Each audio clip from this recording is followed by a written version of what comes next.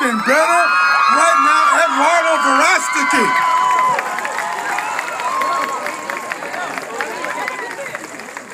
Thank you very much. Thank you. ¿Cómo están? Thank you very much. Thank you for this invitation. I'm very pleased to be here with all of you. My name is Eduardo Verastegui, and I want to share a little story why I became a pro-life advocate.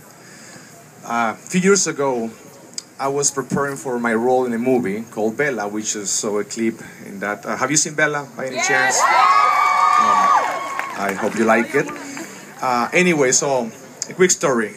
A few weeks before I moved to New York to start shooting the movie, the director of the film is calling me every day and he's asking me, "Are you rehearsing?"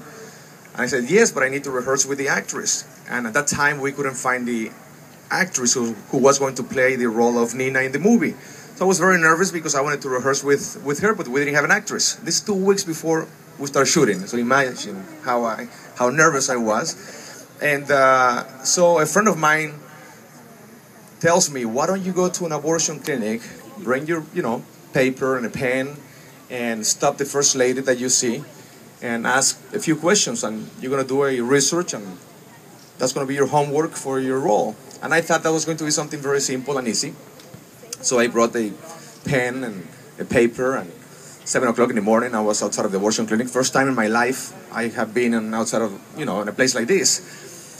Next thing you know, when I saw all these young ladies, 16, 17-year-old girls pregnant, going inside to terminate their pregnancy, I was in shock, and I forgot about my movie. I was just looking at them. I wanted to talk to them, but I didn't know what to say. I was very nervous. So I introduced myself to a group of people who were outside the abortion clinic trying to convince them not to do it. So they thought I was one of them.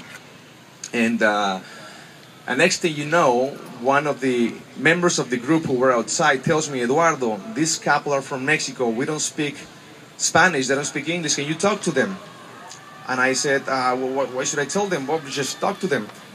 Okay. And next thing you know, I was debating if I was going to be, approach them or not, because I didn't know what to say. Imagine what am I going to say? "Hi, how are you? Don't go inside." I had no idea what to say.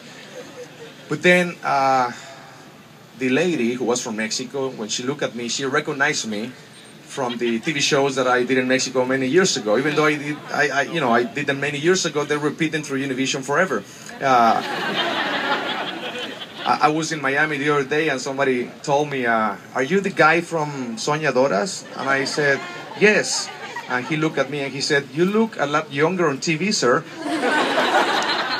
Well, yes, I made that 15 years ago.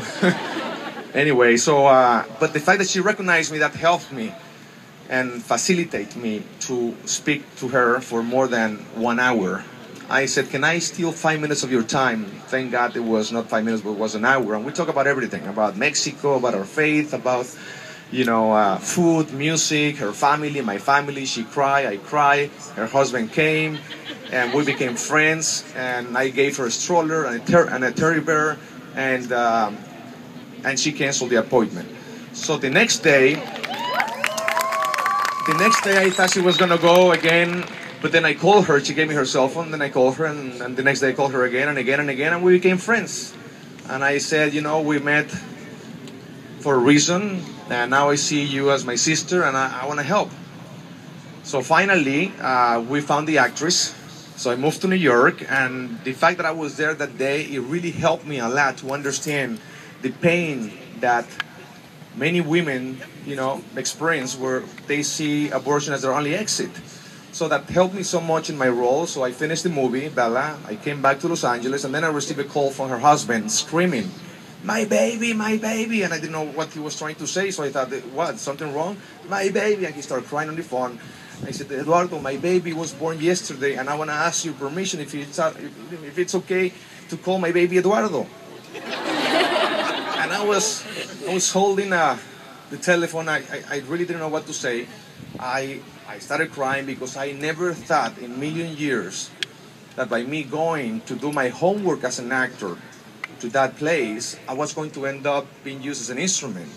That by the grace of God, I was used as an instrument to save the life of this beautiful baby. So I went to the hospital to meet him, and a few days later, little Eduardito was in my arms, and the way he was looking at me, you know, his eyes and everything, I remember, you know, it was a life-changing experience. It was a life-changing experience. That led me to start going every Saturday to abortion clinics to try to offer my help to young women that are pregnant and, you know, they're completely abandoned because their families, they don't know, you know, that they're pregnant, their boyfriend left them, and whatever the story, you know the stories. So I started going to an abortion clinic every Saturday to try to do the same thing. And next thing you know, I changed. I was going like 1 hour away from my house, but then somebody told me, no, you have to go to this one, Eduardo. This is like a Latino barrio. It's all the girls are from Mexico and Honduras and El Salvador. I think it would be very good for them to see you there. And then I discovered that it was almost 10 abortion clinics in this Latino barrio in 1 mile. And that broke my heart. That broke my heart when I realized that, you know, so many people, they see our Latino community as a threat to this country because they think that, you know, I don't know what they think about us. So they thought, okay, let's put abortion clinics in Latino barrios so we can bring their population down. And I was inspired and I was led to open a medical center called Guadalupe that is right in the middle of those 10 abortion clinics. And we offer free medical assistance to our women. We offer, you know, the best doctors, ultrasounds, nurses, everything. But the most important thing, we offer them a real help. When they get in, they feel like they're not alone anymore. And we're there for them. By the grace of God, we have seen more than 2,000 women since we opened, and it's just been an amazing